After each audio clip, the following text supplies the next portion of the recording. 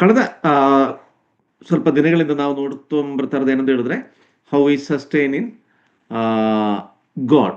ದೇವರಲ್ಲಿ ನಮ್ಮನ್ನು ನಾವು ಉಳಿಸ್ಕೊಳ್ಳೋದು ಹೇಗೆ, ಇಲ್ಲಾಂದ್ರೆ ದೇವರಲ್ಲಿನೇ ನಾವು ಜೀವಿಸಬೇಕಾಗಿರೋದು.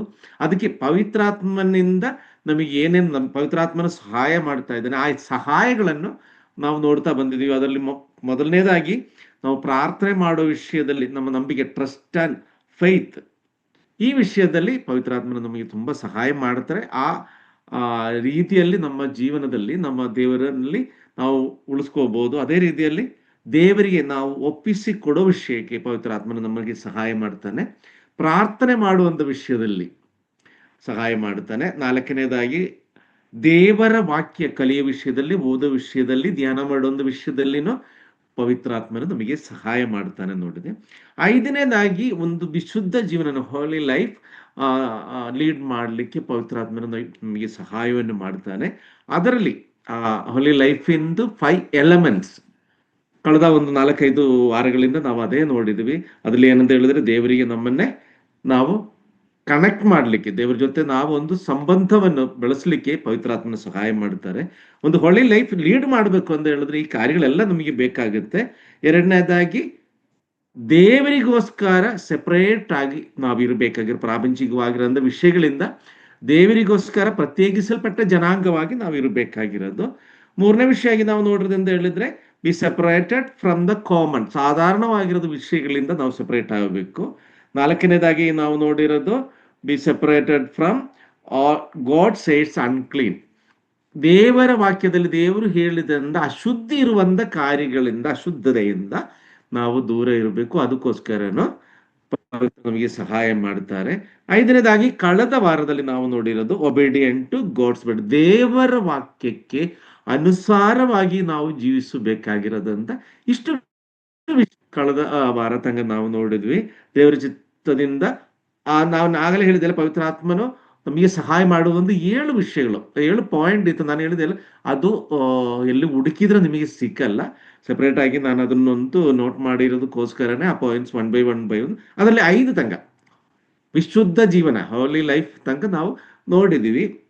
ಇವತ್ತು 6ನೇ ವಿಷಯ, ಈ ಪವಿತ್ರಾತ್ಮನ ನಮಗೆ ಸಹಾಯ ಮಾಡೋ ಒಂದು 6ನೇ ವಿಷಯ ಏನಂತ ಹೇಳಿದ್ರೆ, 6th help from the holy spirit. ಯಾವ ರೀತಿಯಲ್ಲಿ ಅಂತ ಹೇಳಿದ್ರೆ, ಫೆಲೋಶಿಪ್ ಅಲ್ಲಿ, ಅನ್ಯೋನ್ಯತೆಯಲ್ಲಿ ನಮ್ಮನ್ನೇ ನಡೆಸಲಿಕ್ಕೆ ಪವಿತ್ರಾತ್ಮನು ನಮಗೆ ಸಹಾಯ ಮಾಡಿದೆ. ಈ ಅನ್ಯೋನ್ಯತೆ ಅಂತ ಹೇಳುವಾಗ ನಿಮಗೆಲ್ಲರಿಗೇನು ಗೊತ್ತಿರುವಂಥ ಒಂದು ವಿಷಯ, ಒಂದು ದೇವರ ಜೊತೆಯಲ್ಲಿರುವಂಥ ಅನ್ಯೋನ್ಯತೆ, ಎರಡನೇದಾಗಿ ಸಹೋದರರ ಮಧ್ಯದಲ್ಲಿರುವಂಥ ಅನ್ಯೋನ್ಯತೆ.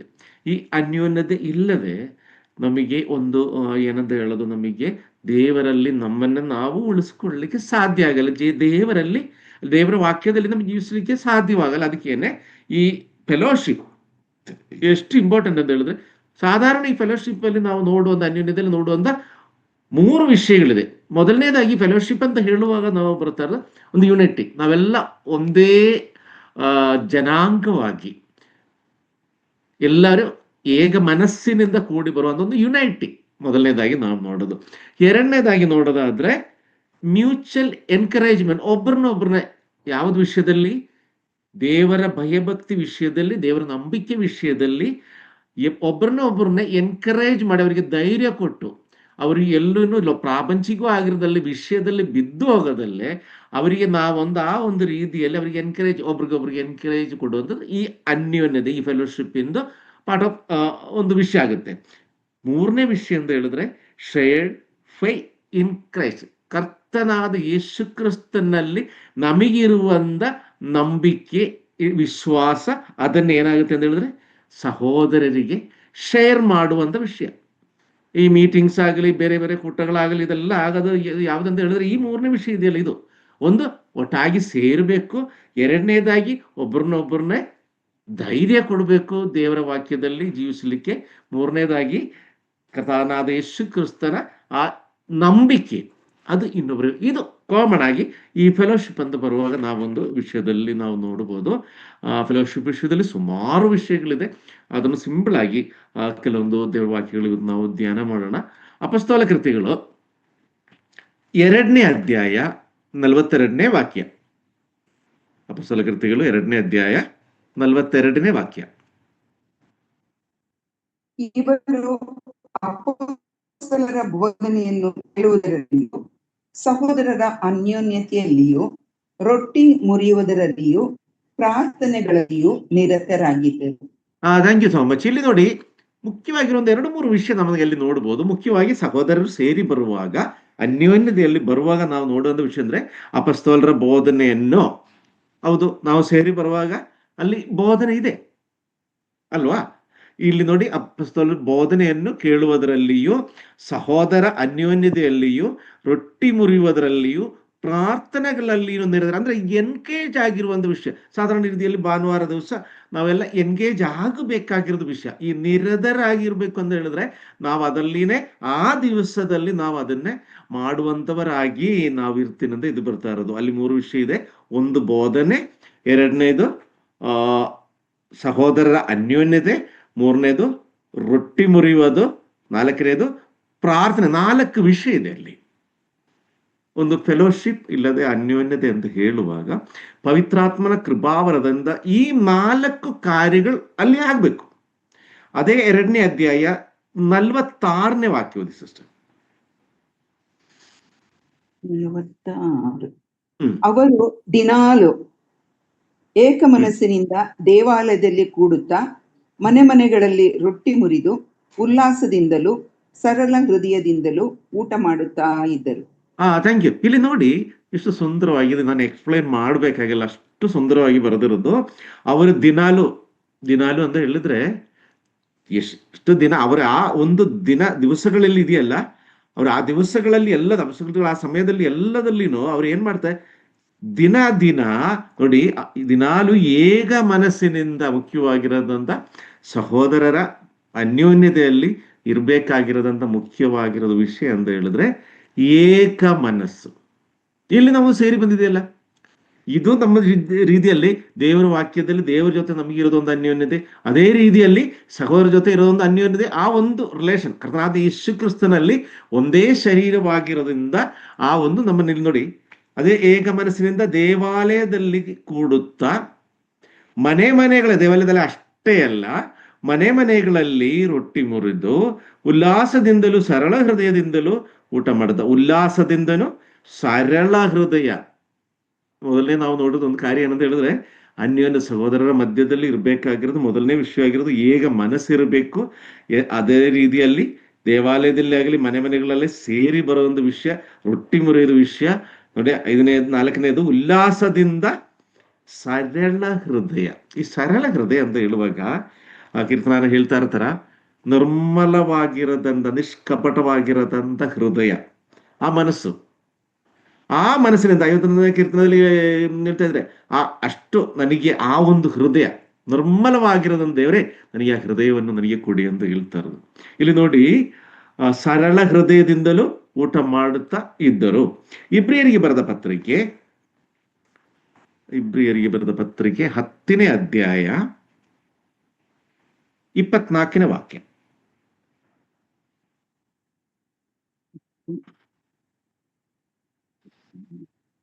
ಇಬ್ರಿಯರು 10. ನಾವು ಪರಸ್ಪರ ಹಿತಚಿಂತಕರಾಗಿದ್ದು ಪ್ರೀತಿಸುತ್ತಿರಬೇಕಂತಲೂ ಸತ್ಕಾರ್ಯ ಮಾಡಬೇಕಂತಲೂ ಒಬ್ಬರನ್ನೊಬ್ಬರು ಪ್ರೇರೇಪಿಸೋಣ. ನೋಡಿ, ಇಲ್ಲಿ ನಮ್ಮ ಈ ಆಟಿಟ್ಯೂಡ್ ಇಲ್ಲಾಂದ್ರೆ ನಮ್ಮ ಚಿಂತನೆಗಳು, ನಮ್ಮ ಆಲೋಚನೆಗಳು ಈ ಅನ್ಯೋನ್ಯದ ಸಂದರ್ಭದಲ್ಲಿ ಅಂದ್ರೆ ಸಹೋದರ ಮಧ್ಯದಲ್ಲಿ ಇರುವಂತ ಆ ಅನ್ಯೋನ್ಯದ ಆ ದಿನಾಲು ನಾವು ಮಾಡುವಂತ ವ್ಯಕ್ತಿಗಳಾಗಿರುವಾಗ ನಮ್ಮಲ್ಲಿ ಏನೇನಿರ್ಬೇಕಾಗಿರೋದು, ಹಿತಚಿಂತಕರಾಗಿ. ಈ ಹಿತಚಿಂತಕರಾಗಿ ಅಂತ ಹೇಳಿದ್ರೆ ಏನಂತ ಹೇಳಿ, ಮನುಷ್ಯನಿಗೆ ಎಷ್ಟು ನಾವು ಶ್ರಮ ಪಟ್ಟಿದ್ರು ಕೂಡ ಕೆಲವೊಮ್ಮೆ ತಪ್ಪಿ ಹೋಗುವಂತ ಹಿತಚಿಂತಕರಂತ ಹೇಳುವಾಗ ಎಲ್ಲವರಿಗೇನು ಒಳ್ಳೆಯದನ್ನೇ ಆಗಬೇಕು ಅಂತ ತೀಕ್ಷ್ಣವಾಗಿ ಮನಸ್ಸಲ್ಲಿ ಆಸೆ ಇಟ್ಕೊಂಡಿರುವಂತ ವ್ಯಕ್ತಿಗಳು ಹಿತಚಿಂತಕರಂತ ಹೇಳುವಾಗ ಆ ರೀತಿಯಲ್ಲಿ ಎಲ್ಲ ಸಹೋದರಿಗೇನು ಅಲ್ಲಿ ಯಾವುದು ಭೇದ ಭಾವಗಳಿಲ್ಲ, ಯಾವ ಚಿಂತೆಗಳಿಲ್ಲ.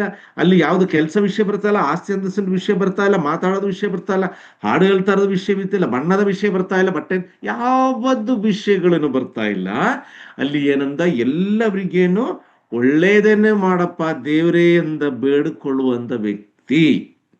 ಅದೇ ರೀತಿಯಲ್ಲಿ ಅವರ ಮನಸ್ಸಲ್ಲಿನ ಪೂರ್ಣದಾಗಿ ದೇವರ ಹತ್ರ ಬೇಡ್ಕೊಳ್ಳೋದು ಅಷ್ಟೇ ಅಲ್ಲ, ಸದಾ ಕಾಲವನ್ನು ಅದೇ ಚಿಂತೆಯನ್ನೇ ಮನಸ್ಸಲ್ಲಿ ನಾವು ಇಟ್ಕೊಳ್ಳುವಂತ ವ್ಯಕ್ತಿ. ಇದು ಇವತ್ತು ಸ್ವಲ್ಪ ಪರವಾಗಿಲ್ಲ, ನಾಳೆ ಅವ್ರ ಮಧ್ಯದಲ್ಲಿ ಏನೋ ಒಂದು ಗಲಾಟೆ ಆಯ್ತು, ಏನೋ ಒಂದು ಮಾತುಕತೆ ಆಯ್ತು, ಮುಗಿತು. ಕಂಡ್ರೆ ಆಗಲ್ಲ, ಇಲ್ಲಾಂದ್ರೆ ನೋಡಿದ್ರೆ ಅವ್ರಿಗೆ ಇಷ್ಟ ಆಗಲ್ಲ, ಪ್ರೈಸ್ ಲೋಡು ಹೇಳಲ್ಲ, ಮಾತು ಹೇಳಲ್ಲ, ಈ ತರ ಇದಾಗಬಾರದು. ಅನ್ಯೋನ್ಯತೆಯಲ್ಲಿ ಸೇರುವಂತ ವ್ಯಕ್ತಿಗಳಿಗೆ ಇರಬೇಕಾಗಿರೋದಂತ ಹೇಳಿದ್ರೆ ಅವರು ಸದಾ ಕಾಲವನ್ನು ಪರಸ್ಪರ ಹಿತಚಿಂತಕರಾಗಿ ಇರಬೇಕು. ಏನ್ ಮಾಡ್ಬೇಕು? ಹಿತಚಿಂತಕರಾಗಿದ್ದು ಏನ್ ಮಾಡ್ಬೇಕಂದ್ರೆ ಬರೀ ಹಿತಚಿಂತಕರಾಗಿರ್ದು ನಾನು ಅವ್ರಿಗೆ ಏನು ಮಾಡಲ್ಲ, ಏನ್ ತೊಂದರೆ ಇಲ್ಲ, ನನ್ನ ಮನಸ್ಸಲ್ಲಿ ಅವ್ರ ಬಗ್ಗೆ ಕೆಟ್ಟ ಭಾವನೆ ಏನೂ ಇಲ್ಲ, ನಾನು ಈ ರೀತಿಯಲ್ಲಿ ಹಿಂಗೆ ಇರ್ತೀನಿ, ಹಂಗಿದ್ರೆ ಮಾತ್ರ ಸಾಕಾಗಲ್ಲ. ಏನ್ ಮಾಡ್ಬೇಕು ಹೇಳಿ? ಹಿತಚಿಂತಕರಾಗಿದ್ದು ಪ್ರೀತಿಸುತ್ತಿರಬೇಕೆಂದಲು ಪ್ರೀತಿ ಮಾಡಬೇಕು. ನನ್ಗೆ ಅವ್ರ ಮೇಲೆ ಹೆಂಗ್ ಇದಿಲ್ಲ, ನನಗೆ ಅವ್ರಿಗೆ ಎಲ್ಲದು ಒಳ್ಳೇದಾಗಲಿ ಅಂತ ಚಿಂತ ಅಷ್ಟೇ ನನಗೆ ಇರೋದು ಅಂತ ಅದೊಂದು ಮಾತ್ರ ಆಗಲ್ಲ. ಪ್ರೀತಿ ನಮ್ಮ ಜೀವನದಲ್ಲಿ ನಮ್ಮ ಸಹೋದರ ಜೊತೆ ಪ್ರೀತಿ, ಸಮಾಧಾನ, ಸಂತೋಷದಲ್ಲಿರುವಂತ ಹಿತಚಿಂತಕರಾಗಿ ನಾವಿರ್ಬೇಕಾಗಿರೋದು. ನೋಡಿ, ಇರ್ಬೇಕಂದಲು ಸತ್ಕಾರ್ಯ ಮಾಡಬೇಕು, ಒಳ್ಳೆ ಕೆಲಸವನ್ನು ಮಾಡಿಕೊಡ್ಬೇಕು ಅವರಿಗೆ.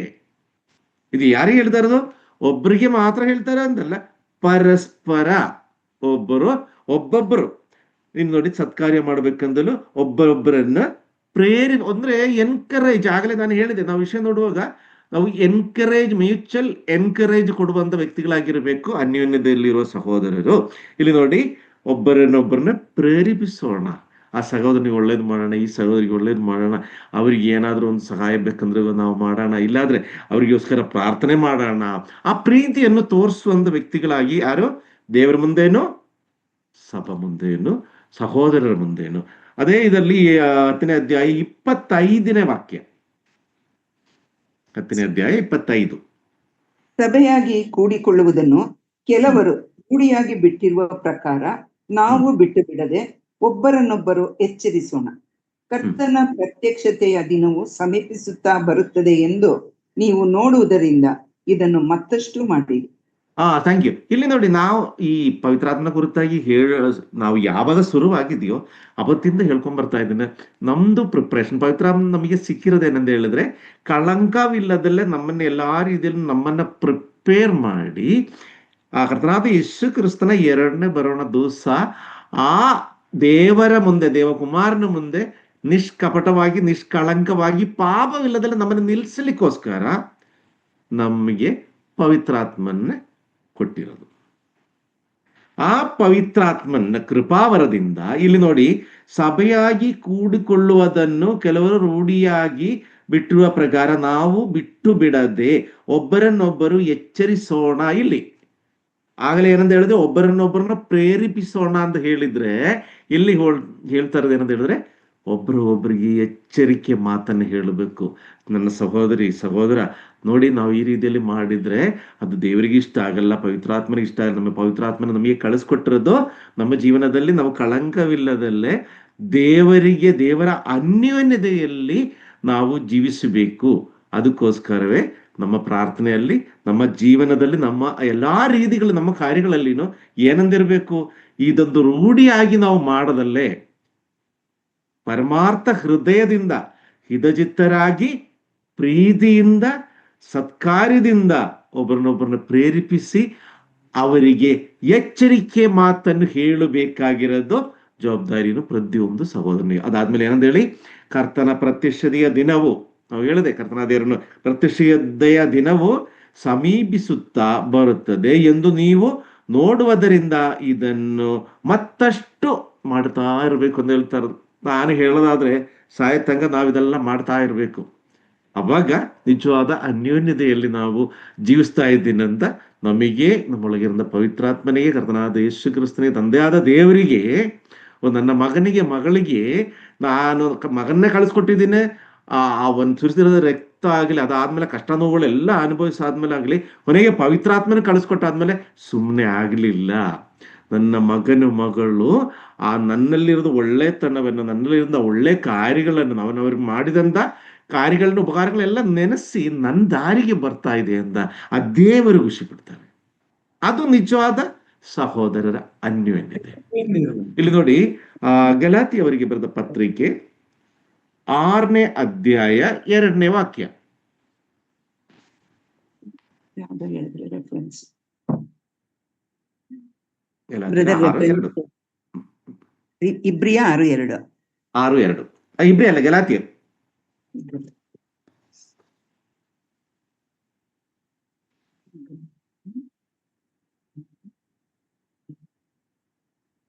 ಒಬ್ಬರು ಮತ್ತೊಬ್ಬರ ಭಾರವನ್ನು ಹೊತ್ತುಕೊಳ್ಳಲಿ, ಹೀಗೆ ಕ್ರಿಸ್ತನ ನಿಯಮವನ್ನು ನೆರವೇರಿಸಿರಿ. Thank you. ಇಲ್ಲಿ ನೋಡಿ, ಅದು ಸಣ್ಣ ವಾಕ್ಯ. ಅಂದ್ರೆ ಆ ಸಣ್ಣ ವಾಕ್ಯದಲ್ಲಿ ಎಷ್ಟು ಗೂಢವಾಗಿರೋದಂದ್ರೆ, ಇಲ್ಲಾಂದ್ರೆ ಎಷ್ಟೊಂದು ಅರ್ಥಗಳು, ಇಲ್ಲದ ಅರ್ಥ ಮಾಡ್ಕೊಳ್ಬೇಕಾದ್ರೆ ಎಷ್ಟೊಂದು ಸಂಗತಿ ಇದೆ ಅಂತ ಹೇಳಿದ್ರೆ, ಇಲ್ಲಿ ಒಬ್ಬರು ಮತ್ತೊಬ್ಬರ ಭಾರವನ್ನು ಹೊತ್ತುಕೊಳ್ರಿ.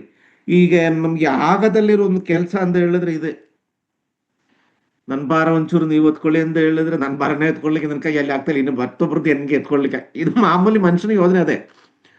ನಾವು ಇಡೀ ಪ್ರಪಂಚದಲ್ಲಿ ಎಲ್ಲದನ್ನು ಭಾರವಾಗಿ ನಮ್ಮ ತಲೆ ಹೊತ್ಕೊಂಡಿರ್ತೇವೆ. ಆಕ್ಚುಲಿ ಅದು ಯಾವುದೂ ಬೇಕಾಗಿಲ್ಲ. ದೇವರಿಗೆ ನಮ್ಮ ಪ್ರಾರ್ಥನೆಯನ್ನು ದೇವರಿಗೆ ನಾವು ಕೊಟ್ಟಾದ ಮೇಲೆ, ಅದು ಏನ್ ದುಃಖ ದುರಿದ ಸಂಗಡ ಏನಾಗಲಿ, ಒಳ್ಳೆ ವಿಷಯಗಳಾಗಲಿ, ಒಂದು ವೇಳೆ ದೇವರಿಗೆ ಒಪ್ಪಿಸಾದ್ಮೇಲೆ ಆ ಭಾರಿ ಹೊತ್ಕೊಂಡು ಏನಕ್ಕೆ ಓಡಾಡ್ತಾ ಇರೋದು? ಅದಕ್ಕೆ ನಮಗೆ ತುಂಬ ಭಾರ ಅಂತ ಅನಿಸ್ತಾ ಇರೋದು. ನನ್ನ ಭಾರನೇ ನನಗೆ ಹೊತ್ಕೊಳ್ಳಿಕ್ಕೆ ಆಗ್ತಾ ಇಲ್ಲ, ಇನ್ನೊಬ್ರಿಗೆ ಹೆಂಗೆ ಅಂತ. ಇಲ್ಲಿ ನೋಡಿ, ಒಬ್ಬರು ಮತ್ತೊಬ್ಬರ ಭಾರವನ್ನು ಹೊತ್ತುಕೊಳ್ಳಿ ಅಂತ ಹೇಳುವಾಗ ಅಲ್ಲಿ ಒಂದು ಎಕ್ಸಾಂಪಲ್ ಕೊಟ್ಟು ಹೇಳ್ತಾ ಇರೋದು. ಸುಮ್ಮನೆ ಇನ್ನೊಬ್ರು ಭಾರ ಹೊತ್ಕೊಳ್ಳಿ ಅಂತ ಹೇಳಲಿಲ್ಲ. ಪಾಪಾಂಧಕಾರದಲ್ಲಿ ಮುಳುಗಿ ಯಾವ ರೀತಿಯಲ್ಲಿ ಇನ್ನು ರಕ್ಷಣೆಯಂತ ವಿಷಯದಲ್ಲಿನ ನಮಗೆ ಯಾವ ಯೋಗ್ಯತೆ ಇಲ್ಲದಂತ ನಮ್ಮನ್ನು ದೇವರು ವಾಪಸ್ ಪಡ್ಕೊಂಡಿರೋದು ಹೇಗೆ ಹೇಳಿ? ಇಲ್ಲಿ ನೋಡಿ, ಹೀಗೆ ಕ್ರಿಸ್ತನ ನಿಯಮ ಏನು ಹೇಳಿ? ಕ್ರಿಸ್ತನು ಈ ಭೂಮಿಯಲ್ಲಿ ಬಂದು, ಕರ್ತನಾದ ಯೇಸು ಕ್ರಿಸ್ತನು ಈ ಭೂಮಿಯಲ್ಲಿ ಬಂದಾದ್ಮೇಲೆ ಮಾಡಿದಂತ ಕಾರ್ಯಗಳಿಂದ, ಅವರು ಅನುಭವಿಸಿದ ನೋವುಗಳಿಂದ ಏನಾಯ್ತು? ನಮ್ಮ ಭಾರವನ್ನು, ಪಾಪದ ಭಾರವನ್ನು ಹೊತ್ತುಕೊಂಡಿರೋದ್ರಿಂದ ನಾವಿವತ್ತು ಬದುಕಿದ್ವಿ, ರಕ್ಷಣೆ ಹೊಂದಿದ್ವಿ, ದೀಕ್ಷಾಸ್ನಾನ ತಗೊಂಡಿದ್ವಿ, ದೇವರ ವಾಕ್ಯ ಕಲಿತಾ ಇದ್ದೇನೆ, ಆ ಪರಲೋಕದಲ್ಲಿ ಹೋಗುವಂತ ನಿರೀಕ್ಷೆಯಲ್ಲಿ ಬದುಕ್ತಾ ಇದ್ದೇನೆ. ಹಂಗಿರುವಾಗ ಆ ಯೇಸು ಕ್ರಿಸ್ತನನ್ನು ಹಿಂಬಾಲಿಸುವಂತ ವ್ಯಕ್ತಿಗಳಾಗಿರುವ ನಾವು ಏನ್ ಮಾಡ್ಬೇಕು ಹೇಳಿ? ನಮ್ಮ ಸಹೋದರ ಬಲಹೀನರಾಗಿ ನಮ್ಮ ಮುಂದೆ ಯಾರನ್ನ ಕಾಣಿಸ್ತಾ ಇದೆ, ಯಾರಿಗೆ ನಮ್ಮ ಸಹಾಯ ಬೇಕಾಗಿದೆ, ಅವರ ಭಾರವನ್ನು ಹೊತ್ಕೊಳ್ಳಿಕ್ಕೆ ದೇವರ ಹತ್ರ ಬೇಡ್ಕೊಂಡು ಆ ಭಾರ ಹೊತ್ಕೊಳ್ಳುವಂತ ಆ ಸನ್ನದ್ಧ ಮನಸ್ಸು ನಮಗಿರ್ಬೇಕು, ತಯಾರಿರುವಂತ ಒಂದು ಮನಸ್ಸು ನಮಗಿರ್ಬೇಕು. ಅದು ದೇವರ ಚಿತ್ತ. ಅಲ್ಲಿ ಏನಾಗುತ್ತೆ? ದ ಕ್ರೈಸ್ಟ್ ಲೋ ಅಂತ ಹೇಳ್ತದಲ್ಲ, ಲೋ ಆಫ್ ಕ್ರೈಸ್ಟ್ ಅಂತ ಹೇಳ್ತಾ ಇರೋದೇನು ಹೇಳಿ? ದೇವರು ನಮಗೆ ಹೇಳಿಕೊಟ್ಟಿದ್ದೇನು, ದೇವರು ನಮಗೆ ತೋರಿಸಿದೇನು, ಅದು ನಮ್ಮ ಜೀವನದಲ್ಲಿ ನಾವು ಅಳವಡಿಸಿ ಇನ್ನೊಬ್ಬರಿಗೆ ಮಾದರಿಯಾಗಿ ನಾವು ನಡೆಯುವಾಗ ನಿಜವಾದ ದೇವರ ಅನ್ಯೋನ್ಯತೆಯಲ್ಲಿ,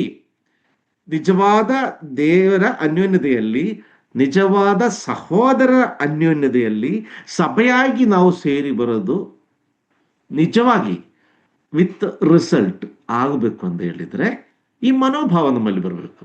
ಕರ್ತನಾದ ಯೇಸು ಕ್ರಿಸ್ತನು ಕೊಟ್ಟಂತ ಆ ಒಂದು ನಿಯಮ, ಕ್ರಿಸ್ತನ ನಿಯಮವನ್ನು ನೆರವೇರಿಸಿರಿ, ಪ್ರೀತಿ ಮಾಡಿರಿ. ಅದು ಯಾವದ ಭೇದ ಭಾವ ಇಲ್ಲದಲ್ಲೇ ಪ್ರೀತಿ ಮಾಡಿ ಅಂತ ಹೇಳಿರೋದು. ಇನ್ನೊಂದು ವಿಷಯ ಏನಂತ ಹೇಳಿದೇನು ಹೇಳಿ?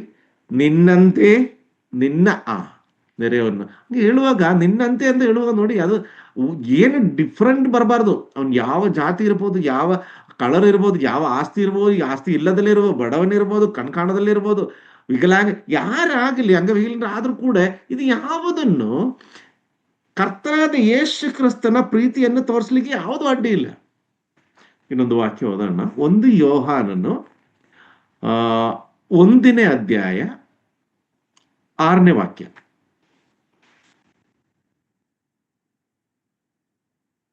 ನಾವು ದೇವರ ಸಂಗಡ ಅನ್ಯೋನ್ಯತೆಯಲ್ಲಿ ಉಳ್ಳವರಾಗಿ ಇದ್ದೇವೆಂದು ಹೇಳಿ ಕತ್ತಲೆಯಲ್ಲಿ ನಡೆದರೆ ಸುಳ್ಳಾಡುವವರಾಗಿದ್ದೇವೆ. ಸತ್ಯವನ್ನು ಅನುಸರಿಸುವವರಲ್ಲ. ಸಾಕು. ಇಲ್ಲಿ ನೋಡಿ, ನಾನು ಆಗಲೇ ಏನಂತ ಹೇಳಿದೆ? ನಾವು ಯಾವ ರೀತಿಯಲ್ಲಿ ಹೆಂಗೆ ನಡಿಬೇಕು ಅಂತ ಹೇಳುವಾಗ ಇಲ್ಲಿ ನೋಡಿ, ದೇವರ ಅನ್ಯೋನ್ಯತೆಯಲ್ಲಿ ನಾವಿದ್ವಿ. ನಮ್ಮ ಸಹೋದರಿಗೆ ಒಂದು ಸಹಾಯ ಬೇಕು ಅಂತ ಹೇಳಿದ್ರೆ ಮುಖ ತಿರ್ಸ್ಕೊಂಡು ನಾವು ಹೋಗೋರಾದ್ರೆ ನಿಜವಾಗಲೂ ಆ ಅನ್ಯೋನ್ಯತೆಯಲ್ಲಿ ನಾವು ಪಾಲ್ಗೊಂಡು ಏನು ಪ್ರಯೋಜನ ಇಲ್ಲ. ನಮ್ಮ ಸಹೋದರಿಗೆ ಏನೋ ದುಃಖ ಇದೆ, ಅಟ್ಲೀಸ್ಟ್ ಒಂದು ಪ್ರಾರ್ಥನೆ ಮಾಡ್ಲಿಕ್ಕೆ ಕೂಡ ಮನಸ್ಸು ನಮಗೆ ಇಲ್ಲ ಅಂತ ಹೇಳಿದ್ರೆ ನಮ್ಮ ಅನ್ಯೋನ್ಯತೆಯಿಂದ ಏನು ಪ್ರಯೋಜನ ಇಲ್ಲ. ನಮ್ಮ ಸಭೆಯಲ್ಲಿರೋರು ಕಷ್ಟ ದುಃಖಗಳು ನೋವುಗಳು ಅನುಭವಿಸುವಾಗ ನಾವು ಮಾತ್ರ ಬಿರಿಯಾನಿ ತಿಂದ್ಕೊಂಡು ಆರಾಮಾಗಿ ನಮ್ಮ ಮಾತ್ರ ಊಟ ವಿಷಯ ನೋಡ್ಕೊಂಡು ನಾವು ನಮ್ಮ ಮನೆಯಲ್ಲಿ ಕೂತಿದ್ರೆ ಅದು ಅನ್ಯೋನ್ಯತೆ ಸಂಬಂಧ. ಅದೇ ಹೇಳ್ತಾ ಇರೋದು, ಸಹೋದರಿಗೆ ಒಬ್ರೊಬ್ರಿಗೆ ಆಗಲೇ ಹೇಳಿದ್ರೆ ಒಬ್ರೊಬ್ರನ್ನು ಪ್ರೇರೇಪಿಸೋಣ, ಅದೇ ರೀತಿಯಲ್ಲಿ ಒಬ್ಬೊಬ್ಬರಿಗೆ ಎಚ್ಚರಿಸೋಣ. ಯಾರು ಈ ರೀತಿಯಲ್ಲಿ ನಡೀತಾರೋ ಅವರಿಗೆ ಎಚ್ಚರಿಕೆ ಮಾತನ್ನು ಹೇಳಬೇಕು ಅಂತ ಇಲ್ಲಿ ನೋಡಿ, ನಾವು ದೇವರ ಸಂಗಡದಲ್ಲಿ ಅನ್ಯೋನ್ಯತೆ ಉಳ್ಳವರಾಗಿದ್ದೇವೆಂದು ಹೇಳಿ ಮಾತ್ರ ಅಲ್ಲ, ನಾವು ಮಾಡ್ತಾ ಇದ್ವಿ ಅಲ್ವಾ. ಕತ್ತಲೆಯಲ್ಲಿ ನಡೆದಿದೆ ಅಂತ ಹೇಳಿದ್ರೆ ನಾನು ಆಗಲೇ ಹೇಳಿದ ಕಾರ್ಯಗಳು ಮಾಡದಲ್ಲೇ, ಆ ಕಡೆ ಗಮನ ಕೊಡೋದಲ್ಲ, ಯಾರಿಗೆ ಕಷ್ಟ ಬರಲಿ ನೋವು ಬರಲಿ ನಾವು ನಮ್ಮ ಕೆಲಸ ನೋಡ್ಕೊಂಡ್ರೆ ಆಯ್ತು, ಯಾವ್ದು ಭಾರವನ್ನು ನಮಗೆ ಬೇಡಪ್ಪ, ನಮಗೆ ನಮ್ಮ ಭಾರನೇ ಸಾಕು, ಬೇಕಾದಷ್ಟು ಕೆಲಸ. ಈ ತರ ದೇವರಿಂದ ಪಡ್ಕೊಂಡಿರೋದು ಅನೇಕ ಸಂಗತಿಗಳು, ಅನೇಕ ಕಾರ್ಯಗಳು ಇವ್ರ ಜೀವನದಲ್ಲಿ ಅದ್ಭುತ ಕಾರ್ಯಗಳನ್ನು ಮಾಡಿ ಇವತ್ತು ಈ ರೀತಿಯಲ್ಲಿ ಮಾತಾಡ್ಲಿಕ್ಕೆ ಶಕ್ತಿಯಲ್ಲಿ, ಆರೋಗ್ಯದಲ್ಲಿ, ಆಯುಷಲ್ಲಿ ನಿಂದಿರದೆ ದೇವರ ಕರುಣೆಯಿಂದ ಅವ ಏನಾಗುತ್ತೆ ಹೇಳಿ, ಇನ್ನೊಬ್ಬರಿಗೆ ಜೀವನಿಗೆ ಬೆಲೆ ಇಲ್ಲದಲ್ಲೇ, ದೇವರು ಕೊಟ್ಟಿರೋ ಮಾತಿಗೆ ಬೆಲೆ ಇಲ್ಲದಲ್ಲೇ ಈ ರೀತಿಯಲ್ಲಿ ಮಾತಾಡುವಾಗ ಅದೇ ಈ ಕತ್ಲೆ. ನೋಡಿ ಇಲ್ಲಿ ಅನ್ಯೋನ್ಯತೆಯುಳ್ಳವರಾಗಿದ್ದೇವೆಂದು ಹೇಳಿ ಕತ್ತಲೆಯಲ್ಲಿ ನಡೆದ್ರೆ ಸುಳ್ಳಾಡುವವರಾಗಿದ್ದೇನೆ. ಮೊದಲನೇ ತಪ್ಪು, ಸುಳ್ಳು ಹೇಳಬಾರ್ದು ಅಂದಿಲ್ವ. ಆದ್ರೆ ಇಲ್ಲಿ ನೋಡಿ, ದೇವರ ಮುಂದೇನು ಸಭಾ ಮುಂದೇನು ಸುಳ್ಳು ಹೇಳುವವರಾಗಿ, ಎಸ್ಪೆಷಲಿ ದೇವರ ಆತ್ಮನ ಮುಂದೆ, ಪವಿತ್ರ ಆತ್ಮನ ಗರ್ಭಗುಡಿ ಆಗಿರುವಂತ ಈ ಶರೀರ ಇಟ್ಕೊಂಡು ಇದರೊಳಗೆ ಯಾವ್ದನ್ನ ಮಾಡ್ತಾ ಇರೋದು ಇನ್ನೊಬ್ರಿಗೆ. ನಮ್ಮ ಕೈಯಲ್ಲಿ ಆಗಲ್ಲಪ್ಪ, ಸುಮ್ಮನೆ ಯಾಕೆ ಬೇಡದಲ್ಲಿರೋ ಕೆಲಸ ಇಲ್ಲ, ಆಮೇಲೆ ನಮಗೆ ಮತ್ತೆ ತಲೆನೋವಾಗುತ್ತೆ ಅಂದ. ಕ್ರಿಸ್ತೀಯ ವಿಶ್ವಾಸಿ, ಕ್ರಿಸ್ತೀಯ ಅನ್ಯೋನ್ಯದಲ್ಲಿಂದ ಸಹೋದರರು ಯಾವತ್ತೂ ಅವ್ರ ಮನಸ್ಸಲ್ಲಿ ಈ ರೀತಿಯಲ್ಲಿ ಆಲೋಚನೆಗಳು ಬರಲೇಬಾರದು. ಇಲ್ಲಿ ನೋಡಿ, ಅವನು ಸತ್ಯವನ್ನು ಅರಿಯುವುದಿಲ್ಲ. ಅದೇ ರೀತಿಯಲ್ಲಿ ಅದೇ 1ನೇ ಅಧ್ಯಾಯ 7ನೇ ವಾಕ್ಯ, ಆದರೆ ಆತನು ಬೆಳಕಿನಲ್ಲಿರುವಂತೆಯೇ ನಾವು ಬೆಳಕಿನಲ್ಲಿ ನಡೆದರೆ ನಾವು ಒಬ್ಬರ ಸಂಗಡಲ್ಲೊಬ್ಬರು ಅನ್ಯೋನ್ಯತೆಯಲ್ಲಿದ್ದೇವೆ, ಮತ್ತು ಆತನ ಮಗನಾದ ಯೇಸುವಿನ ರಕ್ತವು ಸಕಲ ಪಾಪವನ್ನು ನಿವಾರಣೆ ಮಾಡಿ ನಮ್ಮನ್ನು ಶುದ್ಧಿ ಮಾಡುತ್ತೆ. ನೋಡಿ, ನಾವು ಕಳೆದ ಭಾಗದಲ್ಲಿ ನಾವು ನೋಡಿದ್ವಿ ಹೋಲಿ ಲೈಫ್ ಬಗ್ಗೆ ನಾವು ಏನ್ ಮಾಡುವಾಗ ಶುದ್ಧರಾಗಿ ನಾವು ಇರಬೇಕು ಅಂತ. ಇಲ್ಲಿ ನೋಡಿ, ಆದ್ರೆ ಆತನು ಬೆಳಕಿನಲ್ಲಿರುವಂತೆಯೇ ನಾವು ಬೆಳಕಿನಲ್ಲಿ ನಡೆದರೆ ಅಂತ ಹೇಳಿದ್ರೆ ಆ ಕತ್ಲೆ ಹೋಗಬಾರದು. ನಮ್ಮ ಮನಸ್ಸಲ್ಲಿ ಈ ರೀತಿಯಲ್ಲಿ ಯಾವ ಯೋಜನೆಗಳು ಬರದಲ್ಲೇ ಕರ್ತನಾದ ಯೇಸು ಕ್ರಿಸ್ತನು ನಮಗೆ ತೋರಿಸಿ ಅಂತ ಹೇಳಿದಂತ ಆ ನಿಯಮವನ್ನು ಏನೆಂದ ಅರಿತವರಾಗಿ ಜೀವಿಸುವಾಗ ನಾವೆಲ್ಲಿ ನಡೀತಾ ಇದೆ, ಕರ್ತನಾದ ಯೇಸು ಕ್ರಿಸ್ತನು ಕೊಟ್ಟಂತ ಬೆಳಕಿನಲ್ಲಿ ನಡೆದ್ರೆ ನಾವು ಒಬ್ಬರ ಸಂಗಡ ಇನ್ನೊಬ್ಬರು ಅನ್ಯೋನ್ಯತೆಯಲ್ಲಿದ್ದೇವೆ ಅಂತ ನಾವು ಧೈರ್ಯವಾಗಿ ಹೇಳ್ಬೋದು. ಅದು ಸುಳ್ಳಾಗಲ್ಲ. ಮತ್ತು ಆತನ ಮಗನಾದ ಯೇಸು ಕ್ರಿಸ್ತನ ರಕ್ತವು ಸಕಲ ಪಾಪವನ್ನು ನಿವಾರಣೆ ಮಾಡಿ ನಮ್ಮನ್ನು ಶುದ್ಧಿ ಮಾಡುತ್ತೇವೆ. ಈ ವಿಷಯವನ್ನು ಅಂದ್ರೆ ಮೊದಲನೇದಾಗಿ ನಮ್ಮ ಹೃದಯದಲ್ಲಿ, ನಮ್ಮ ಕಾರ್ಯಗಳಲ್ಲಿ, ನಾವು ಮಾಡುವಂತ ವಿಷಯಗಳಲ್ಲಿ ಆಲೋಚನೆ ಮಾಡಿದ್ರೆ ನಾವು ಶುದ್ಧರಾಗಬೇಕು. ಅದೇ ರೀತಿಯಲ್ಲಿ ನೋಡಿ, ಇಲ್ಲಿ ಪ್ರಸಂಗಿ 4ನೇ ಅಧ್ಯಾಯ 9ನೇ ವಾಕ್ಯ, ಅನ್ಯೋನ್ಯತೆಯಲ್ಲಿ ಇರೋದಂತ ಒಂದು ಇಂಪಾರ್ಟೆನ್ಸ್, ಒಟ್ಟಾಗಿ ನಾವು ಇರಬೇಕಾಗಿರೋದಂತ ಒಂದು, ಒಬ್ಬರಿಗಿಂತ ಇಬ್ಬರು ಲೇಸು, ಅವರ ಪ್ರಯಾಸಕ್ಕೆ ಒಳ್ಳೆಯ ಲಾಭ. 10, ಒಬ್ಬನು ಬಿದ್ದರೆ ಇನ್ನೊಬ್ಬನು ಎತ್ತುವನು, ಬಿದ್ದಾಗ ಎತ್ತುವವನು ಇನ್ನೊಬ್ಬನಿಲ್ಲದಿದ್ದರೆ ಅವನ ಗತಿ ದುರ್ಗತಿಯೇ. 12, ಮತ್ತು ಒಬ್ಬನ ಮಗ್ಗುಲಲ್ಲೊಬ್ಬನು ಮಲಗಿಕೊಂಡರೆ ಇಬ್ಬರಿಗೂ ಬೆಚ್ಚಗಾಗುವುದು, ಒಬ್ಬಂಟಿಗನಿಗೆ ಹೇಗೆ ಬೆಚ್ಚಗಾದೀತು? ಒಬ್ಬಂಟಿಗನನ್ನು ಜಯಿಸಬಲ್ಲವನಿಗೆ ಇಬ್ಬರು ಎದುರಾಗಿ ನಿಲ್ಲಬಹುದು, 3 ಉರಿಯ ಹಗ್ಗ ಬೇಗ ಕಿತ್ತು ಹೋಗುವುದಿಲ್ಲವಷ್ಟೇ.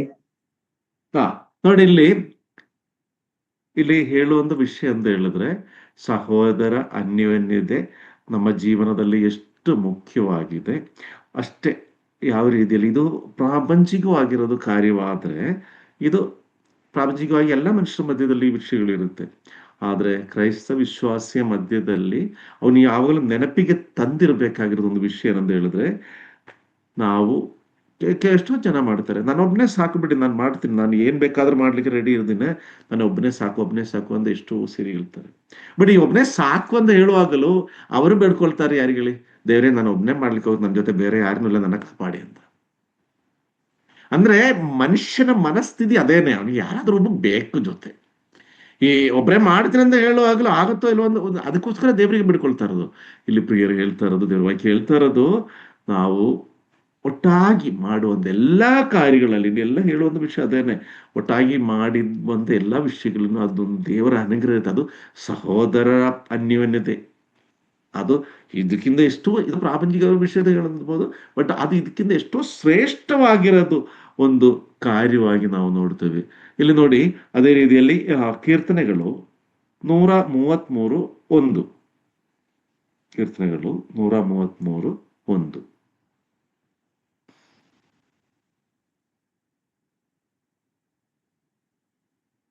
ಆಹಾ, ಸಹೋದರರು ಒಂದಾಗಿರುವುದು ಎಷ್ಟೋ ಒಳ್ಳೆಯದು, ಎಷ್ಟೋ ರಮ್ಯವಾದದ್ದು. Thank you. ಇಲ್ಲಿ ನೋಡಿ ಹೇಳುವಂಥದ್ದು, ಈ ಅನ್ಯೋನ್ಯದಲ್ಲಿ ದೇವರ ಅರಿತಂತ ದೇವ ಜನರಂತ ಹೇಳುವಂಥದ್ದು ಅವರದ್ದು ಒಂದು. ನಮ್ದು ಬೇರೆ ಎಲ್ಲದಕ್ಕಿಂತ ಹೆಚ್ಚಾಗಿ ನಮ್ಮ ಸಭೆಗಳಲ್ಲಿ ಹೆಚ್ಚಾಗಿ ಎಷ್ಟು ಸಂತೋಷ ಅಂತ ಹೇಳಿದ್ರೆ, ಇದು ಏನಾಗಿದೆ, ದೇವರನ್ನ ಅರಿತವರಾಗಿ, ದೇವರ ಇಚ್ಛೆಗಳನ್ನು ಅರಿತವರಾಗಿ, ದೇವರ ವಾಕ್ಯದ ಅಡಿಯಲ್ಲಿ ಆ ಸಂತೋಷದಲ್ಲಿ ಐಕ್ಯದಲ್ಲಿ ಸೇರಿ ಬರುವ. ಇಲ್ಲ ಎಷ್ಟೋ ಕಡೆ ಹೋಗುವ, ಕೆಲವೊಂದು ಸಭೆಗಳಲ್ಲಿ ಹೋಗುವಾಗ ಮೊದಲನೇ ನಮ್ಮನ್ನು ನೋಡಿರ್ತಾರೆ. ನಾನು ಎಷ್ಟೋ ಸೇರಿ ನೋಡಿ, ಮೊದಲನೇ ನನ್ನನ್ನು ನೋಡಿದ್ರು ಎಷ್ಟೋ ವರ್ಷ ಹಿಂದೆ ಪರಿಚಯ ಇರ್ತಾರೆ. ಆ ಒಂದು ಪ್ರೀತಿ, ಸಮಾಧಾನ, ಸಂತೋಷವನ್ನು ಅದೇ ರೀತಿಯಲ್ಲಿ ಆ ಕೇರ್ ಅಲ್ಲಿ ಎಷ್ಟೋ ಸೇರಿ ನೋಡಿದ್ದೇನೆ ಸಭೆಗಳಲ್ಲಿ ಹೋಗುವಾಗ. ಇದು ಎಲ್ಲಿಂದ ಬರುತ್ತೆ ಹೇಳಿ? ಕರ್ತನಾದ ಯೇಸು ಕ್ರಿಸ್ತನಿಂದ ನಮಗೆ ಆ ಸಿಕ್ಕಿದಂದ, ಆ ಯೇಸು ಕ್ರಿಸ್ತನ ನಿಯಮ ಪ್ರಕಾರ, ದ ಲಾ ಆಫ್ ಕ್ರೈಸ್ಟ್, ಅದೇ ರೀತಿಯಲ್ಲಿ ಅವರು ಜೀವಿಸ್ತಾ ಇರೋದ್ರಿಂದ ಆ ಪ್ರೀತಿ ನಮ್ಮ ಮೇಲೆ ತೋರಿಸುತ್ತೆ. ಇಲ್ಲಿ ನೋಡಿ, ಆಹಾ, ಸಹೋದರರು ಒಂದಾಗಿರುವುದು ಎಷ್ಟೋ ಒಳ್ಳೆಯದು, ಎಲ್ಲವರಿಗೇನು ಒಳ್ಳೆಯದು. ಆ ದೇವರಿಗೇನು ಖುಷಿ ಆಗುತ್ತೆ ನಮ್ಮನ್ನು ನೋಡಿದ್ರೆ. ಇನ್ನೊಂದು, ಎಷ್ಟು ನೋಡ್ಲಿಕ್ಕೇನು ಎಷ್ಟು ಸುಂದರವಾಗಿರೋದು, ಕೇಳಿಸ್ಕೊಳ್ಳಿಕ್ಕೇನು ಎಷ್ಟು ಸುಂದರವಾಗಿರೋ ಆ ಸಹೋದರ ಐಕ್ಯತೆ ಒಂದಾಗಿರೋದಂತ ಹೇಳುವಾಗ, ಆ ಸಹೋದರರ ಐಕ್ಯತೆಯಲ್ಲಿ ಸೂಚಿಸ್ತಾ ಇದೆ. ರೋಮಾಪುರದವರೆಗೆ ಬರೆದ ಪತ್ರಿಕೆ 12ನೇ ಅಧ್ಯಾಯ 15ನೇ ವಾಕ್ಯ. ನಮ್ಮ ಸಹೋದರರ ಪ್ರೀತಿ ಅದು ಯಾವ ರೀತಿಯಲ್ಲಿ ಅಂತ ರೋಮ 12:15. ನಮ್ಮ ಪ್ರೀತಿ ಹೇಗೆ?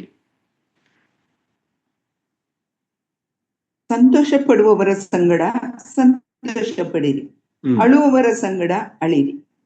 ಸಾಕು. ಇಲ್ಲಿ ಈ ಅನ್ಯೋನ್ಯತೆಯಲ್ಲಿ ನಾವು ಇರಬೇಕು ಅಂತ ಹೇಳಿದ ಆಗಲೇ ನಾನು ಹೇಳಿದೆ, ನಮ್ಮ ಹೃದಯವನ್ನು ಎಷ್ಟು ನಿರ್ಮಲವಾಗಿ ನಾವು ಇಟ್ಕೊಬೇಕಾಗುತ್ತೆ, ಆಲೋಚನೆ ಹಿದ್ದ ಚಿಂತಕರಾಗಿ ನಾವು ಜೀವಿಸಬೇಕಾಗಿರೋದಂತ ಹೇಳಿದೆ. ಇಲ್ಲಿ ನೋಡಿದ್ರೆ ನಾವು ಇನ್ನೇನ್ ಮಾಡ್ಬೇಕು, ಅಯ್ಯೋ ಆ ಸಹೋದರನಿಗೆ ಏನ್ ಗೊತ್ತು, ನಮ್ಗೆ ಹೆಂಗ್ ಗೊತ್ತಾಗುತ್ತೆ ವಿಷಯ ಗೊತ್ತ, ಇಷ್ಟೇ ನಿಷ್ಕಪಟವಾಗಿ ನಾವು ಏನ್ ಮಾಡ್ಬೇಕು, ನಿರ್ಮಲರಾಗಿ ನಾವು ಏನ್ ಮಾಡ್ಬೇಕು, ನಮ್ಮ ಸಹೋದರನ ಅವಸ್ಥೆ ಏನಿದೆ ಅದು ಸಂತೋಷವಾಗಲಿ ಸಂಕಟವಾಗಲಿ, ಸಂತೋಷವಾಗಿದ್ರೆ ಅವ್ರ ಜೊತೆ ಸಂತೋಷ ಪಡಬೇಕು. ಅವ್ರ ಸಂಕಟದಲ್ಲಿದ್ರೆ ಆ ಒಂದು ದುಃಖದಲ್ಲಿ ನಾವು ಪಾಲ್ಗೊಳ್ಳಬೇಕು. ಇದು ಸಹೋದರ ಪ್ರೀತಿ ಅಂತ ಹೇಳ್ತಾರೆ. ಇದು ನೋಡಿ, ನಮ್ಮ ಕುಟುಂಬದಲ್ಲಿ, ಫ್ಯಾಮಿಲಿಯಲ್ಲಿ, ಇಲ್ಲಾಂದ್ರೆ ನಮಗೆ ತುಂಬಾ ಹತ್ರದಲ್ಲಿರೋರಿಗೆ ಏನಾದ್ರು ಆಗಿದ್ರೆ ನಮಗೆಲ್ಲ ದುಃಖ ಆಗುತ್ತೆ, ಕಣ್ಣಲ್ಲಿ ನೀರು ಬರುತ್ತೆ. ಆದ್ರೆ ಅವರಿಗೆ ಒಂದು ಅಷ್ಟೇನೆ, ನೋಡಿ ಪರಿಚಿತ ಅಂತ ಆ ರೀತಿಯಲ್ಲಿ ವ್ಯಕ್ತಿಗಳು ಬಂದು ನೋಡಿದ್ರೆ ಅಯ್ಯೋ ಹಿಂಗೆ ಆಯ್ತಲ್ಲ ಅಂದ್ರೆ ಕಣ್ಣೀರು ಹಾಕಲ್ಲ. ಎಷ್ಟು ನೋಡಿ, ಅವರು ಆ ಮುಖದಲ್ಲಿ ಒಂಚೂರು ಇದು ತೋರಿಸ್ಬಿಟ್ಟು ಅವ್ರು ಹೋಗ್ತಾರೆ. ಆದ್ರೆ ಕ್ರೈಸ್ತ ವಿಶ್ವಾಸಿಗಳು ಸಹೋದರರ ಅನ್ಯೋನ್ಯತೆಯಲ್ಲಿ, ದೇವರ ಅನ್ಯೋನ್ಯತೆಯಲ್ಲಿ ಇರುವಂತ ವ್ಯಕ್ತಿಗಳು ಏನಾಗಬೇಕು ಹೇಳಿ, ಸದಾಕಾಲವನ್ನು ಒಂದೇ ಶರೀರದಲ್ಲಿ, ನಮ್ಮ ಶರೀರದಲ್ಲಿ ಯಾವ್ದಾದ್ರು ಒಂದು ಅವಯವ, ಯಾವ್ದಾದ್ರು ಅಂಗಾಂಗಕ್ಕೆ ಒಂದು ನೋವಾಯ್ತು, ಒಂದು ಗಾಯ ಆಯ್ತು, ಹೋಗಲಿ ಬಿಡಿ, ಆ ಗಾಯ ಆಗಿದ್ರೆ ನಾವೇನು ತಲೆ ಕೆಡ್ಸ್ಕೊಬೇಕಾಗಿಲ್ಲ, ಅದು ಬೇಕಾದ್ರೆ ಸರಿ ಮಾಡ್ಕೊಳ್ಳಿ, ಇಲ್ಲಾದ್ರೆ ಬೇಡ. ನಮ್ಮ ಅಂಗಾಂಗಗಳ ಬಗ್ಗೆ ಯಾವತ್ತೂ ನಾವು ಯೋಚನೆ ಮಾಡಲ್ಲ. ಕರ್ತನಾದ ಯೇಸು ಕ್ರಿಸ್ತನ ಶರೀರದಲ್ಲಿ ಆ ಶರೀರದ ಅಂಗಾಂಗಗಳಾಗಿ ನಾವಿರುವಾಗ, ನನ್ನ ಸಹೋದರನೇ ನೋವಾಗಿದ್ರೆ ನನಗೆ ನೋವಾಗಬೇಕು, ನಮ್ಮ ಸಹೋದರನೇ ಸಂತೋಷವಾಯ್ತು ಅಂದ್ರೆ ಅದು ನೋಡಿ ಸಂತೋಷ ಬಿಡ್ಬೇಕು. ನಾನು ಹೊಟ್ಟೆ ಕಿಚ್ಚು ಪಡೋದಲ್ಲ. ಮನುಷ್ಯನ ಬುದ್ಧಿಯಲ್ಲಿ ಯಾವಾಗಲೂ ಏನ್ ಬರುತ್ತೆ ಅಂತ ಹೇಳಿದ್ರೆ, ಸಂಗಡ ಬರುವಾಗ ಏನೋ ಹೋಗಿ ಹೆಂಗೋ ಇದನ್ನ ಮನಸ್ಸೊಳಗೆ ಇರುತ್ತೆ, ಒಳ್ಳೇದಾಯ್ತು, ಹಂಗೆ ಆಗ್ಬೇಕಿತ್ತು ಅಂತ. ಆದ್ರೂ ನಾವೇನ್ ತೋರ್ಸಲ್ಲ, ನಾವು ಕಣ್ಣೀರಲ್ಲಿ ಇಟ್ಕೊಂಡು ಬರ್ತೀವಿ. ನಾನು ಯಾವುದು ನಿಮ್ಮ ಬಗ್ಗೆ ಹೇಳ್ತಾ ಇರೋದಲ್ಲ, ಆಯ್ತಾ? ಜನರಲ್ ಆಗಿ ಪ್ರಪಂಚದಲ್ಲಿ ನಡೆಯುವಂಥದ್ದು. ಆಮೇಲೆ ಏನಾಗುತ್ತೆ ಅಂತ ಹೇಳಿದ್ರೆ, ಅವ್ರಿಗೆ ಏನಾದ್ರೂ ಒಳ್ಳೆ ಒಂದು ಕಾರ್ಯ ಆಯ್ತು ಅಂತ ಹೇಳಿ ತಕ್ಷಣ ಮುಖ ಚೇಂಜ್ ಆಗುತ್ತೆ. ಒಂದು ಹೊಸ ಮನೆ ಕಟ್ಟೋದು ವಿಷಯ ಇರ್ಬೋದು, ಇಲ್ಲ ಬೇರೆ ಯಾವುದೋ ಒಂದು ವಿಷಯ ಅವ್ರದ್ದು ಮನೆಯಲ್ಲಿ ಆಯ್ತು ಅಂತ ಹೇಳಿ ಮುಖ ತಕ್ಷಣ ಚೇಂಜ್ ಆಯ್ತು. ಮತ್ತೆ ಆಯ್ತು ಅವ್ರಿಗೆ, ನಾವು ಇಷ್ಟು ವರ್ಷದಿಂದ ಇದು ಮಾಡ್ತಾ ಇದ್ದೇನೆ, ಏನೋ ಮಾಡಿದ್ದಾರೆ. ಇದು ಬಿಟ್ರೆ ಏನಾಗಬೇಕು ಹೇಳಿ? ಅನ್ಯೋನ್ಯದಲ್ಲಿ ಸಹೋದರಾಗಿರುವಾಗ ದೇವರೇ ನನಗೆ ಸ್ತೋತ್ರ, ನನಗೇ ಸಿಗ್ಲಿಲ್ಲ ಪರವಾಗಿಲ್ಲ, ಬಟ್ ನನ್ನ ಸಹೋದರನ ಕೊಟ್ಟು ಸಹೋದರಿಗೆ ಕೊಟ್ಟು ಅವ್ರನ್ನ ಒಂದು ಮಟ್ಟಿಗೆ ಮೇಲೆ ತಂದಿದ್ದನ್ನೆಲ್ಲ ಅವ್ರು ಖುಷಿ ಪಡೋದಂತ ಸಂತೋಷವನ್ನು ನೀನು ಕೊಟ್ಟಿದೆಯಲ್ಲ ದೇವರ ಸ್ತೋತ್ರ. ಇದು ಹಿತ ಚಿಂತಕರಾಗಿರುವ ವಿಶ್ವಾಸಿಗಳ ಲಕ್ಷಣ. ಅನ್ಯೋನ್ಯತೆಯಲ್ಲಿ, ನಿಜವಾದ ದೇವರ ಅನ್ಯೋನ್ಯತೆಯಲ್ಲಿ, ಸಭೆಯಲ್ಲಿ ಅನ್ಯೋನ್ಯದಲ್ಲಿ, ಸಹೋದರದ ಅನ್ಯೋನ್ಯದಲ್ಲಿ ಇರುವುದರ ಲಕ್ಷಣ ಇದು. ಇಲ್ಲಿ ನೋಡಿ ಏನಂದ, ಸಂಗಡ ಅವರಿಗಿರುವಾಗ ಅವ್ರ ಜೊತೆ ಸಂಗಡ ಪಡ್ಬೇಕು, ಸಂತೋಷ ಇರುವ ಸಂಗಡ ಇದು ಮಾಡ್ಬೇಕಾಗಿರೋದು. ಈ ನಮ್ಮನ್ನೇ ಯಾಕೆ ನಾವು ಈ ರೀತಿಯಲ್ಲಿ ಮಾಡ್ಬೇಕಂದ್ರೆ, ನಮ್ಮನ್ನೇ ಈ ಅನ್ಯೋನ್ಯತೆಗೆ ಕರೆದಿರೋರು ಯಾರು? 1 ಕೊರಿಂಥದವರಿಗೆ ಬರೆದ ಪತ್ರಿಕೆ 1ನೇ ಅಧ್ಯಾಯ 9ನೇ ವಾಕ್ಯ. 1 ಕೊರಿಂಥಿಯನ್ಸ್ 1ನೇ ಅಧ್ಯಾಯ 9ನೇ ವಾಕ್ಯ. ದೇವರು ನಂಬಿಗಸ್ತನೇ, ನಮ್ಮ ಕರ್ತನಾದ ಯೇಸು ಕ್ರಿಸ್ತನೆಂಬ ತನ್ನ ಮಗನ ಅನ್ಯೋನ್ಯತೆಗೆ ನಿಮ್ಮನ್ನು ಕರೆದವನು ಆತನೇ. ನೋಡಿ, ಇಲ್ಲಿ ನಮ್ಮನ್ನ ಯಾರು ಕರೆದಿರೋದು? ಯಾರ ಅನ್ಯೋನ್ಯತೆಗೆ? ಕರ್ತನಾದ ಯೇಸು ಕ್ರಿಸ್ತನ ಜೊತೆ ಅನ್ಯೋನ್ಯತೆಗೆ ನಮ್ಮನ್ನ ಕರೆದಿರೋದು ತಂದೆಯಾದ ದೇವರು. ನಮ್ ಯೋಗ್ಯತೆ ಅಂತಲ್ಲ. ಹಂಗಿರುವಾಗ ನಾವೇನ್ ಮಾಡ್ಬೇಕು ಹೇಳಿ? ಇಲ್ಲಿ ನೋಡಿ, ಅದೇ ಹೇಳ್ತಾ ಇರೋದು, ಈ ನಮ್ಮನ್ನ ಕರೆದಿರೋದು ದೇವರು ನಂಬಿಗಸ್ತನಾಗಿರೋ ತರ ನಾವು ದೇವರಿಗೇನು, ನಮ್ಮ ಸಹೋದರರಿಗೇನು, ನಮ್ಮ ಸಭೆಗೇನು ನಂಬಿಗಸ್ತರಾಗಿರ್ಬೇಕು. ಇವತ್ತು ನಂಬಿ ನಾಳೆ ನಂಬಲ್ಲ, ನಾಡಿನ ನಂಬಿ ಈ ರೀತಿಯಲ್ಲೆಲ್ಲ ಸದಾ ಕಾಲವನ್ನು ಹಿತಕರವಾಗಿರೋದನ್ನ ಚಿಂತೆಗಳಿಂದ ನಾವು ನಂಬಿಕೆ ಉಳ್ಳವರಾಗಿರ್ಬೇಕು. ಯಾಕೆ ಅಂದ್ರೆ ಹೇಳಿದ್ರೆ, ಕ್ರಿಸ್ತನೆಂಬ ತನ್ನ ಮಗನ ಅನ್ಯೋನ್ಯತೆಗೆ ನಮ್ಮನ್ನ ಕರೆದವನು ಆ ತಂದೆಯಾದ ದೇವರು. ನೋಡಿ ಪ್ರಿಯರೇ, ಎಷ್ಟು ಸುಂದರವಾಗಿರೋ ಅಂದ. ಅದರಿಂದ ನಾವೇನ್ ಮಾಡ್ಬೇಕು ಹೇಳಿ? ನಮ್ಮ ಅನ್ಯೋನ್ಯತೆ ಹೇಗೆ ಇರ್ಬೇಕು ಹೇಳಿ? ಅದೇ 1ನೇ ಅಧ್ಯಾಯ 10ನೇ ವಾಕ್ಯ.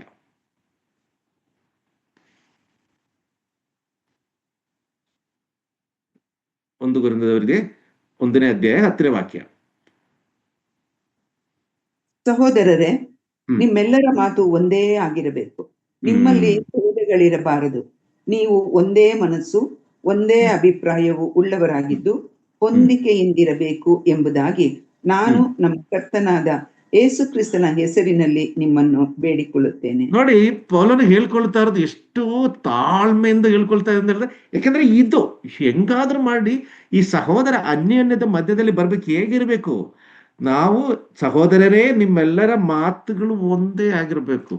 ಎಷ್ಟೋ ಸಭೆಗಳು ಬೇಡ, ಮನೆಯಲ್ಲಿ ನೋಡೋಣ, ಅಪ್ಪ ಒಂದು ಹೇಳಿದ್ರೆ ಅಮ್ಮ ಒಂದು ಹೇಳ್ತಾರೆ, ಅಮ್ಮ ಹೇಳಿದ್ರೆ ದೊಡ್ಡ ಮಗ ಇನ್ನೊಂದು ಹೇಳ್ತಾನೆ, ಕೊನೆ ಮಗ ಇನ್ನೊಂದು ಹೇಳ್ತಾನೆ, ಸೊಸೆ ಇನ್ನೂ ಯಾವುದೋ ಒಂದು ಹೇಳ್ತಾರೆ. ಇದು ಒಂದು ಅನ್ಯೋನ್ಯದಲ್ಲಿರುವಂತ ಕುಟುಂಬ. ಪ್ರಿಯರ, ಹಿಂಗೆ ಅಲ್ಲ. ಅನ್ಯೋನ್ಯದಲ್ಲಿರುವಂತ ಕುಟುಂಬ ಅಂತ ಹೇಳಿ ಅನ್ಯೋನ್ಯ ಶುರು ಮಾಡ್ತಾ ಇರೋದೇ ಕುಟುಂಬದಿಂದ. ಈ ಕುಟುಂಬದಲ್ಲಿ ಎಲ್ಲರ ಮಧ್ಯದಲ್ಲಿರುವಂತ ಆ ಅನ್ಯೋನ್ಯತೆ ಇದೆಯಲ್ಲ, ಆ ರಿಲೇಶನ್ಶಿಪ್, ಆ ಸಂಬಂಧ ಇದೆಯಲ್ಲ, ಇದನ್ನು ನೆಕ್ಸ್ಟ್ ಸ್ಟೆಪ್ ಏನೇ ಸಭೆ ಅಂತ ಬರ್ತಾರೆ. ಇಲ್ಲಿ ನೋಡಿ, ಸಹೋದರೇ, ನಿಮ್ಮೆಲ್ಲರ ಮಾತುಗಳು ಒಂದೇ ಆಗಿ, ಒಂದು ಮನೆಯಿಂದ ಒಂದು ಡಿಸಿಷನ್ ತಗೊಂಡು ಅದು ಹೊರಗಡೆ ಹೋಗಿದ್ರೆ ಅದು ಆ ಮನೆಯಲ್ಲಿ ಇವರು ಎಲ್ಲವರಿಗೇನು ಅನ್ಯವಾಗಿರುತ್ತೆ.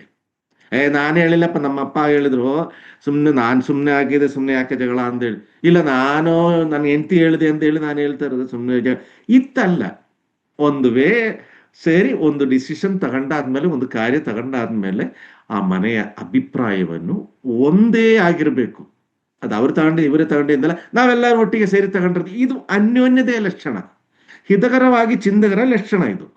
ಇದೇ ರೀತಿಯಲ್ಲಿ ಒಂದು ಸಭೆಯಾಗಿ ಸೇರಿ ಬರುವಾಗಲೂ ಅಲ್ಲಿನೂ ಇದೇ ರೀತಿಯಲ್ಲಿ ಹೇಳ್ತಾರೆ. ಅವ್ರು ಈ ತರ ಹೇಳಿದ್ರು, ನನಗೊಂದು ಮಾತೇ ಹೇಳಲಿಲ್ಲ, ಇಲ್ಲಾಂದ್ರೆ ಈ ರೀತಿಯಲ್ಲಿ ಬಂದಿದೆ, ಯಾವ ರೀತಿಯಲ್ಲಿ ಇದು? ಈ ರೀತಿಯಲ್ಲಿ ಅಲ್ಲ, ಎಲ್ಲವರಿಗೂ ಹಿತಚಿಂದವರಾಗಿ ಒಂದೇ. ಅದೇ ಹೇಳ್ತಾ ಇರೋದು, ಸಹೋದರ ಅನ್ಯೋನ್ಯತೆಯಲ್ಲಿ ನಾವು ಕತ್ತಲಲ್ಲಿ ಇದನ್ನ, ಬೆಳಕಲ್ಲಿ ಇದನ್ನ ಅಂದು ಇಲ್ಲಿ ಗೊತ್ತಾಗುತ್ತೆ. ಸಹೋದರರೇ, ಅವಳು ಇನ್ನೊಂದು ಕಾಲು ಹಿಡಿಯೋದು ಅಷ್ಟೇ ಬಾಕಿ ಇರೋದು. ನೀವು ಹೆಂಗಾದ್ರೂ ಮಾಡಿ, ಯಾಕಂದ್ರೆ ಇದು ತುಂಬಾ ಮುಖ್ಯವಾಗಿರೋದಂತ ಒಂದು ವಿಷಯ ಆಗಿರೋದು. ಸಹೋದರರೇ, ನಿಮ್ಮೆಲ್ಲರ ಮಾತು ಒಂದೇ ಆಗಿರಬೇಕು. ಎಲ್ಲರೂ ಒಟ್ಟಾಗಿ ಸೇರ್ಬೇಕು ಅಂದ್ರೆ ಮಾತುನು ಒಂದೇ ಆಗಿರ್ಬೇಕು. ನಿಮ್ಮಲ್ಲಿ ಭೇದಗಳಿರಬಾರದು. ಯಾವ ಭೇದ ಭಾವಗಳನ್ನು ಯಾವ ರೀತಿಯಲ್ಲಿ ನೀವು ಒಬ್ಬರ ಮೇಲೆ ಒಬ್ಬರ ಕೆಳಗೆ ಈ ರೀತಿಯಲ್ಲಿ ನೀವು ನೋಡಬಾರದು, ಮಾತಾಡಬಾರದು. ಎಲ್ಲರಿಗೇನು ಒಂದೇ ಸಮ ಭೇದ ಭಾವಗಳಿಲ್ಲದಲ್ಲಿ, ಯಾಕೆಂದ್ರೆ ಒಂದೇ ಅನ್ಯೋನ್ಯತೆಯಲ್ಲಿ ದೇವರ ಜೊತೆ ಸೇರುವಂತವರು, ಒಂದೇ ಮನಸ್ಸುಳ್ಳವರಾಗಿರ್ಬೇಕು, ಒಂದೇ ಮಾತುಳ್ಳವರಾಗಿರ್ಬೇಕು. ನೋಡಿ ಇಲ್ಲಿ, ನೀವು ಒಂದೇ ಮನಸ್ಸು ಒಂದೇ ಅಭಿಪ್ರಾಯ ಉಳ್ಳವರಾಗಿದ್ದು ಹೊಂದಿಕೆಯಿಂದಿರಬೇಕು ಎಂಬುದಾಗಿ ನಾನು ನಮ್ಮ ಕರ್ತನಾದ ಯೇಸು ಕ್ರಿಸ್ತನ ಹೆಸರಿನಲ್ಲಿ, ನೋಡಿ, ನಿಮ್ಮನ್ನ ಬೇಡಿಕೊಳ್ತಾ ಇದ್ರೆ ದಯವಿಟ್ಟು ನೀವೆಲ್ಲ ಮಾಡಿ ಅಂತ. ಪ್ರಿಯರೇ, ಇವತ್ತು ಈ ವಾಕ್ಯ ನಮಗೆ ಹೇಳ್ತಾ ಮಾತಂತ ಹೇಳಿದ್ರೆ, ನಾವು ಅನ್ಯೋನ್ಯದಲ್ಲಿ ಇರುವಾಗ, ನಾವು ದೇವರ ಅನ್ಯೋನ್ಯದಲ್ಲಿ, ಸಹೋದರ ಅನ್ಯೋನ್ಯದಲ್ಲಿ ಸೇರಿ ಬರುವಾಗ, ನಮ್ಮ ಹೃದಯದ ಆಲೋಚನೆಗಳು, ನಮ್ಮ ಚಿಂತೆಗಳು, ನಮ್ಮ ಪರಿಸ್ಥಿತಿ, ನಮ್ಮ ಈಗ ನಮ್ಮಲ್ಲಿರೋಂಥ ಭಾವ ಭೇದಗಳು ಯಾವ ರೀತಿಯಲ್ಲಿದೆ, ನಮ್ಮನ್ನು ನಾವು ಪರಿಶೋಧಿಸಬೇಕಾಗಿರೋದು. ಇಲ್ಲಿ ನೋಡಿ, ಕೊಲೋಸಿಯವರಿಗೆ ಬರೆದ ಪತ್ರಿಕೆ 3ನೇ ಅಧ್ಯಾಯ 13ನೇ ವಾಕ್ಯ, ನಾವು ಏನ್ ಮಾಡ್ಬೇಕು ಅಂತ ಅಲ್ಲಿ ಇದೆ. ಕೊಲೋಸಿಯನ್ 3ನೇ ಅಧ್ಯಾಯ 13ನೇ ವಾಕ್ಯ ನಾನೇ ಓದ್ತೀನಿ. ಮತ್ತೊಬ್ಬನ ಮೇಲೆ ತಪ್ಪು ಹೊರಿಸುವುದಕ್ಕೆ ಕಾರಣವಿದ್ದರೂ ತಪ್ಪು ಹೋರಿಸದೆ ಒಬ್ಬರಿಗೊಬ್ಬರು ಸೈರಿಸಿಕೊಂಡು ಕ್ಷಮಿಸಿರಿ, ಕರ್ತನು ನಿಮ್ಮನ್ನು ಕ್ಷಮಿಸಿದಂತೆಯೇ ನೀವು ಕ್ಷಮಿಸಿರಿ. ಮೊದಲನೇದಾಗಿರೋದು ವಿಷಯ, ನಾವು ಈ ಅನ್ಯೋನ್ಯದಲ್ಲಿ ನಾವು ಇರುವಾಗ, ನಾವು ಈ ಅನ್ಯೋನ್ಯದಲ್ಲಿ ಸೇರುವಾಗ ಹಿತಚಿಂತಕರಾಗಿ ನಾವು ಇರಬೇಕು ಅಂತ ಹೇಳಿದ್ರೆ, ಮೊದಲನೇದಾಗಿ ನಮ್ಮಲ್ಲಿ ಇರಬೇಕಾಗಿರೋದು ಕ್ಷಮಾಭಾವನೆ. ಇಲ್ಲಿ ನೋಡಿ, ಇನ್ನೊಬ್ಬರಿಗೆ ತಪ್ಪು ಹೊರಿಸ್ಲಿಕ್ಕೆ ಬಿದ್ದರೂ ಕೂಡ ನಾಳೆ ಏನಾಗುತ್ತೆ, ಅವರು ಅನ್ಕೊಳ್ತಾರೆ, ಅವತ್ತು ನನ್ನ ಕೈಯಲ್ಲಿ ತಪ್ಪಿದ್ರು, ಆದ್ರೂ ಆ ಸಹೋದರರು ನನಗೆ ಚೆನ್ನಾಗಿನ ನನ್ನನ್ನು ಮಾತಾಡಿ ಅದೇನು ಇದು ತೋರಿಸಿ ನನಗೆ ಈ ರೀತಿಯಲ್ಲಿ ನೋವು ಕೊಡ್ಲಿಲ್ಲ, ಇಲ್ಲಾಂದ್ರೆ ಬೇರೆ ಮುಂದೆ ನನಗೆ ಅವಮಾನ ಮಾಡ್ಲಿಲ್ಲ ಅಂತ ಚಿಂತೆ ಬರುತ್ತೆ. ಇಲ್ಲಿ ನೋಡಿ, ತಪ್ಪು ಹೊರಿಸದೆ ಒಬ್ಬರಿಗೊಬ್ಬರು ಸೈರಿಸಿಕೊಂಡು ಕ್ಷಮಿಸಿರಿ, ಕರ್ತನು ನಿಮ್ಮನ್ನು ಕ್ಷಮಿಸಿದಂತೆಯೇ ನೀವು ಕ್ಷಮಿಸಿರಿ. ದೇವರು ನಮ್ಮನ್ನ ಯಾವ ರೀತಿಯಲ್ಲಿ ಕ್ಷಮಿಸಿದ್ದಾರೆ? ಕಂಡೀಷನ್ ಹಾಕಿದ್ದಾರೆ, ಇಲ್ಲ ಏನೇನು ಟ್ಯಾಕ್ಸ್ ಕೊಡ್ಬೇಕು, ಇಲ್ಲಾಂದ್ರೆ ಬೇರೆ ಏನೇನಾದ್ರೂ ಮಾಡಬೇಕು, ಇದೇನಾದ್ರೂ ದೇವರು ನಮ್ಮ ಹತ್ರ ಡಿಮ್ಯಾಂಡ್ ಮಾಡಿ, ದೇವರೇ ಒಂದೇ ವಿಷಯ ಹೇಳಿದ್ದು, ಒಂದೇ ದೇವರು ನಿಮಗಿರ್ಬೇಕು, ನಿನ್ನಂದೇ ನಿನ್ನ ದೇವರನ್ನ ಪ್ರೀತಿ ಮಾಡಬೇಕು. ಇಲ್ಲಿ ನೋಡಿ, ಅದೇ ರೀತಿಯಲ್ಲಿ ಪಾಪಿಗಳ ನಮ್ಮನ್ನೆಲ್ಲ ಕ್ಷಮಿಸಿ ಆ ಶಿಲುಬೆಯಲ್ಲಿ ದೇವರು ಅನುಭವಿಸಿದ ನೋವು, ಆ ನೋವಲ್ಲಿ ನಮ್ಮ ಮನಸ್ಸಲ್ಲಿ, ನಮ್ಮ ಹೃದಯದಲ್ಲಿ ಆಲೋಚನೆಗಳಲ್ಲಿ ಬರಬೇಕು. ಪ್ರತಿಯೊಂದು ಅನ್ಯೋನ್ಯತೆಯಲ್ಲಿ ನಾವು ಸೇರುವಾಗ 14ನೇ ವಾಕ್ಯದಲ್ಲಿ, ಇದೆಲ್ಲರ ಮೇಲೆ